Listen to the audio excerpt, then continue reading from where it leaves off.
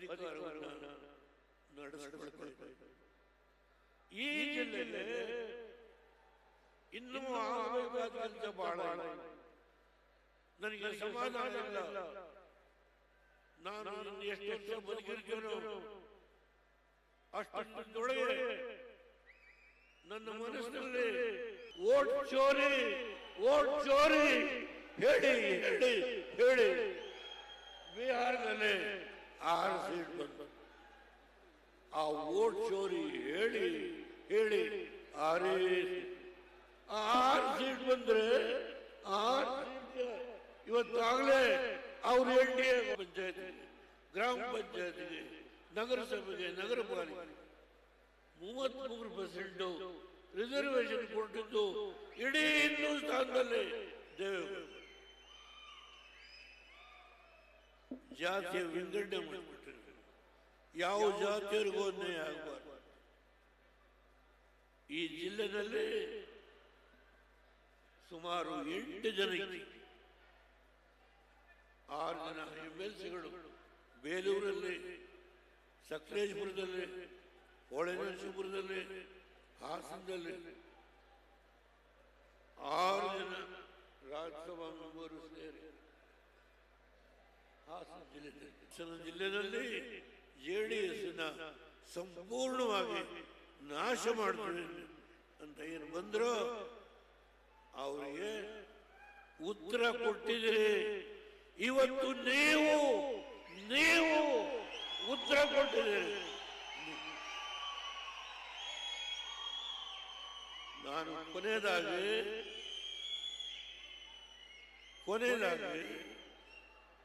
ನನ್ನ ಆಸೆ, ಮೋದಿಯವ್ರನ್ನ ಕರೆಸಿ ನೋಟಿಫೈ ಮಾಡಿಸಿದ್ರು. ಈಗ ಆ ಜಾಗವನ್ನ ಯಾರ್ಯಾರು ಹೊಡ್ಕೋಬೇಕು ಅಂತ ಹೇಳಿ ನಡೆಸ್ತಾ ಇದ್ದಾರೆ, ಎಲ್ಲ ಗೊತ್ತಿದೆ. ಆದರೆ ಒಂದು ಮಾತನ್ನು ಹೇಳ್ತೀನಿ, ಏರ್ಪೋರ್ಟ್ ಜಾಗ ಗೊತ್ತಿದೆ ನಮಗೆ. ಆದರೆ ಒಂದು, ಯಾವ ನರೇಂದ್ರ ಮೋದಿಯವರ ಬಗ್ಗೆ ಅವತ್ತು ಬಿ ಟೀಮ್ ಅಂತ ಹೇಳಿದ್ರು ದೇವೇಗೌಡರನ್ನ, ಅದೇ ದೇವೇಗೌಡ ಯಾವ ಬಿ ಟೀಮ್ ಅಂತ ಹೇಳದಂಥ ಭಾರತೀಯ ಜನತಾ ಪಾರ್ಟಿ ಜೊತೆಗೆ NDAನಲ್ಲಿ ಪಾಲ್ದಾರರಾಗಿ ನಾವು ಅಧಿಕಾರವನ್ನು ನಡೆಸ್ಕೊಳ್ತಾ ಇದ್ದೀವಿ. ಈ ಜಿಲ್ಲೆಗೆ ಇನ್ನೂ ಆಗಬೇಕಾದ ಕೆಲಸ ಬಹಳ ಇದೆ. ನನಗೆ ಸಮಾಧಾನ ಇಲ್ಲ. ನಾನು ಇನ್ನು ಎಷ್ಟು ವರ್ಷ ಬದುಕಿರ್ತೇನೋ ಅಷ್ಟೊಳಗೆ ನನ್ನ ಮನಸ್ಸಿನಲ್ಲಿ ಈ ಜಿಲ್ಲೆಯ ಪ್ರತಿಯೊಂದು ಕುಟುಂಬಕ್ಕೆ ಆರ್ಥಿಕವಾದ ಶಕ್ತಿಯನ್ನು ತುಂಬಲೇಬೇಕು. ಈ ಒಂದು ಪ್ರತಿಜ್ಞೆ ಮಾಡಿದ್ದೀನಿ. ಯಾವ ಮೆಗಾ ಡೈರಿ ಆಗ್ತಾ ಇದೆಯೋ 900 ಕೋಟಿ ರೂಪಾಯಿದು ಮೆಗಾ ಡೈರಿ, ನರೇಂದ್ರ ಮೋದಿ ಅವರು ಬರಬೇಕು. ಇದಕ್ಕಿಂತ ಇನ್ನೂ 1 ಪಟ್ಟು ಹೆಚ್ಚು ಸಭೆ ಸೇರಬೇಕು. ಅವತ್ತು ಅವ್ರ ಕೈಲೇ ಇನಾಗ್ರೇಟ್ ಮಾಡಿಸ್ತೀವಿ. ಯಾವ ನರೇಂದ್ರ ಮೋದಿಯವರು ಅವ್ರಿಗೂ ರಾಹುಲ್ ಗಾಂಧಿ ಹೇಳ್ತಾರೆ, Narendra Modi finance is dead. ಏನಪ್ಪ ಹೇಳೋದು? ನರೇಂದ್ರ ಮೋದಿಯವರ ಆರ್ಥಿಕ ಸುಧಾರಣೆ ಸತ್ತು ಹೋಗಿದೆ. ಅಬ್ಬ,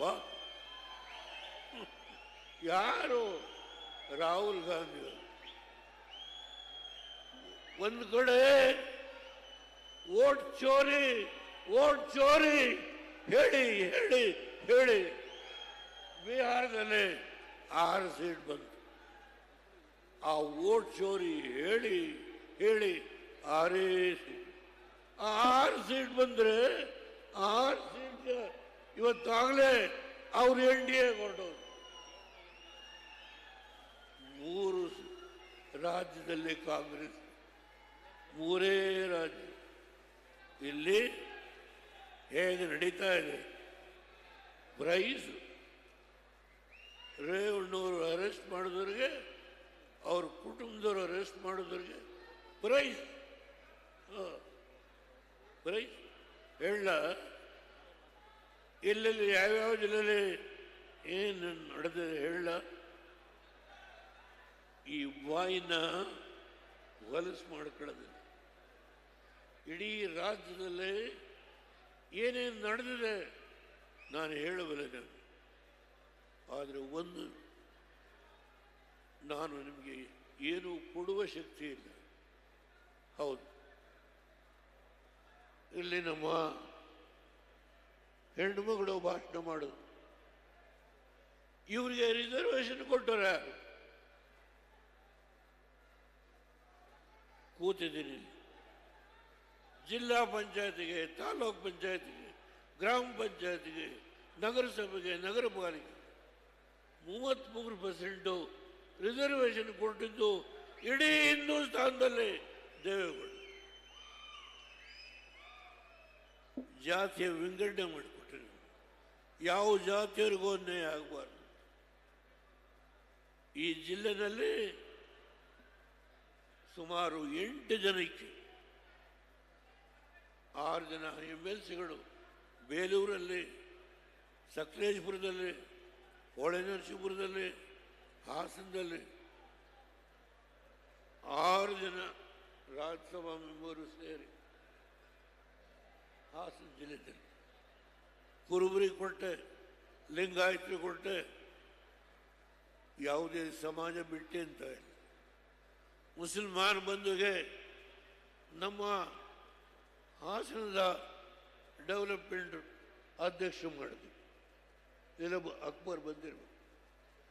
ಯಾವ ಸಮಾಜಕ್ಕೆ ಅನ್ಯಾಯ ಮಾಡಿ? ದಯಮಾಡಿ ತಪ್ಪು ತಿಳ್ಕೋಬೇಡಿ. ಒಳ ಮೀಸಲಾತಿ ಬಗ್ಗೆ ಇವತ್ತು ಒಂದು ಲೇಖನ ನೋಡಿದೆ ನಾನು. ಒಳ ಮೀಸಲಾತಿ ಬಗ್ಗೆ, ಆ ಒಳ ಮೀಸಲಾತಿನಲ್ಲಿ ಹೇಗೆ ಅದನ್ನು ವಿಂಗಡಣೆ ಮಾಡಬೇಕು ಅನ್ನೋದ್ರ ಬಗ್ಗೆ ನಾನು ಈಗಿನ ಮುಖ್ಯಮಂತ್ರಿಗಳಿರ್ಬೋದು, ಹಿಂದೆ ಡೆಪ್ಟಿ CM ಆಗಿದ್ದರು, ಪತ್ರ ಬರೆದಿದ್ದಾರೆ. ಯಾವ ಅಂಬೇಡ್ಕರ್ ಅವರು 15% SCಗೆ, 3% STಗೆ.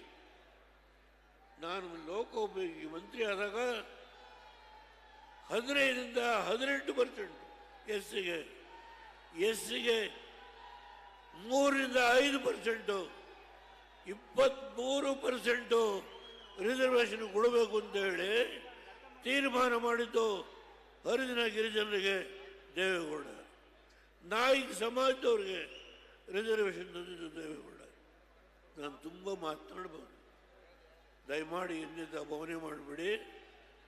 ನಾನು ಭಾಷಣವನ್ನು ಮುಗಿಸೋದಕ್ಕಿಂತ ಮುಂಚೆ ಈ ಜಿಲ್ಲೆಯಲ್ಲಿ 2 ಸಮಾವೇಶ ನಮ್ಮ ಎದುರಾಳಿಗಳು, ಈ ಯಾರು ಆಡಳಿತ ನಡೆಸ್ತಾ ಇದ್ದಾರೋ ಆ ಮಹಾನುಭಾವರು 2 ಜಿಲ್ಲೆ 2 ಸಭೆ ಮಾಡಿ ಇಲ್ಲಿ ಹಾಸನ ಜಿಲ್ಲೆಯಲ್ಲಿ JDSನ ಸಂಪೂರ್ಣವಾಗಿ ನಾಶ ಮಾಡ್ತೀವಿ ಅಂತ ಏನು ಬಂದರೋ ಅವರಿಗೆ ಉತ್ತರ ಕೊಟ್ಟಿದ್ದೀರಿ. ಇವತ್ತು ನೀವು ಉತ್ತರ ಕೊಟ್ಟಿದ್ದೀರಿ. ನಾನು ಕೊನೆಯದಾಗಿ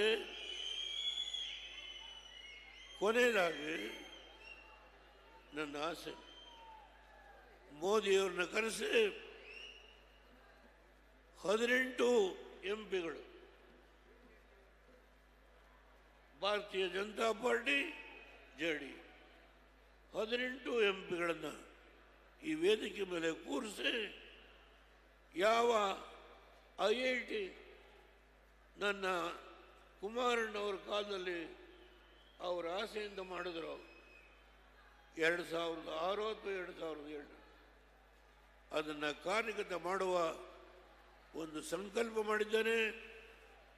ಅದೇ ಸಂದರ್ಭದಲ್ಲಿ ಈ ಏರ್ಪೋರ್ಟನ್ನು ಕೂಡ ಇನಾಗ್ರೇಟ್ ಮಾಡಿಸ್ತಕ್ಕಂಥ ಕೆಲಸ ಮಾಡ್ತಾನೆ.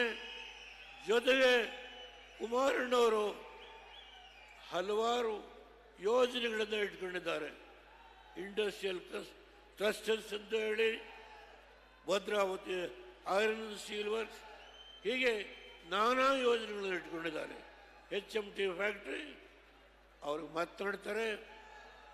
ಈ ರಾಜ್ಯದಲ್ಲಿ ಅವರು ಕೆಲಸ ಮಾಡಲಿಕ್ಕೆ ಸಹಕಾರ ಕೊಡುವ ಔದಾರ್ಯವನ್ನು ಈ ಸರ್ಕಾರ ಈಗಲಾದರೂ ತೋರಿಸಲಿ ಅಂತ ಹೇಳಿ ನಾನು ವಿನಂತಿ ಮಾಡಿ ನಿಮ್ಮೆಲ್ಲರಿಗೆ ಮತ್ತೊಮ್ಮೆ ನಾನು ಅನಂತಾನಂತ ನಮಸ್ಕಾರ ಮಾಧ್ಯಮ ಸ್ನೇಹಿತರಿಗೆ ಇಷ್ಟನ್ನ ಹೇಳಿ ಕೊನೆಗೆ ಸಮಸ್ತ ಜನತೆಗೆ ಜೈ ಜೈ ಭಾರತ್, ಜೈ ಭಾರತ್. ಈಗ ಹೆಚ್ಚಿನ ವಿಡಿಯೋಗಳಿಗೆ ಪ್ರತಿಧ್ವನಿ ಯೂಟ್ಯೂಬ್ ಚಾನೆಲ್ ಸಬ್ಸ್ಕ್ರೈಬ್ ಮಾಡಿ, ಬೆಲ್ ಐಕಾನ್ ಕ್ಲಿಕ್ ಮಾಡಿ.